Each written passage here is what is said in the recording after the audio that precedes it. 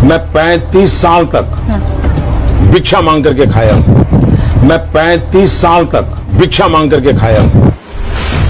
अब ये मत पूछिएगा कि साहब जब 35 साल तक भीख मांगते रहे तो क्या अक्खा इंडिया में एक भी ऐसा बंदा नहीं मिला जो नरेंद्र मोदी, माफ कीजिएगा बाबा नरेंद्र नाथ मोदी जी महाराज से एक बार भी पूछ सके कि गुरु तुम तो इतने हट्टे कट्टे हो फिर भी भीख मांगते शर्म नहीं आती। तो भाई लोग ये तो साहेब का ही जलवा है कि साहेब ने बचपन में चाय बेची मगर किसी ने नहीं देखा।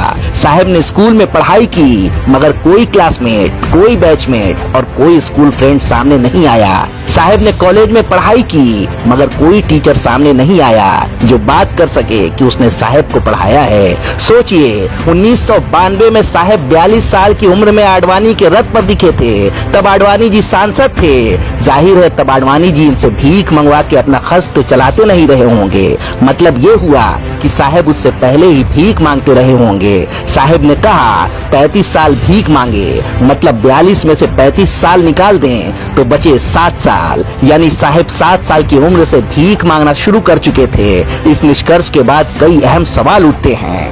पहला ये कि साहेब 7 साल की उम्र से 42 साल की उम्र तक भीख मांगते रहे तो चाय कब बेची, और दूसरा माँ बाप और बड़े भाई किस तरह के इंसान रहे होंगे जो 7 साल के बच्चे से भीख मंगवाते थे। दरअसल साहेब टनाटन झूठ बोलते हैं। जज्बातों को बेचने की पिनक में जुबान से दिमाग का कनेक्शन कट जाता है। जुबान से बोलने के लिए दिमाग के कमांड की भूमिका होती है जो साहेब पर लागू नहीं होता।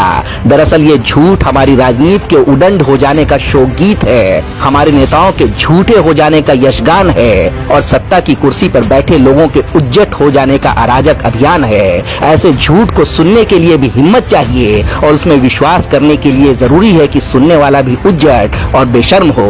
भारतीय जनता पार्टी के लिए साहेब का ये झूठ अपने सीने में धसाया जाने वाला कृति स्तंभ है। अपने सतरंगी झूठ के साथ भारतीय राजनीति की शालीन परंपरा में बीजेपी के प्रधानमंत्री ने बेशर्मी की नाल ठोक दी है। मैं 35 साल तक भिक्षा मांग करके खाया हूं। मैं 35 साल तक भिक्षा मांग करके खाया हूं। अब ये मत पूछिएगा कि साहब जब 35 साल तक भीख मांगते रहे तो क्या अक्खा इंडिया में एक भी ऐसा बंदा नहीं मिला जो नरेंद्र मोदी, माफ कीजिएगा बाबा नरेंद्र नाथ मोदी जी महाराज से एक बार भी पूछ सके कि गुरु तुम तो इतने हट्टे कट्टे हो फिर भी भीख मांगते शर्म नहीं आती। तो भाई लोग ये तो साहेब का ही जलवा है कि साहेब ने बचपन में चाय बेची मगर किसी ने नहीं देखा।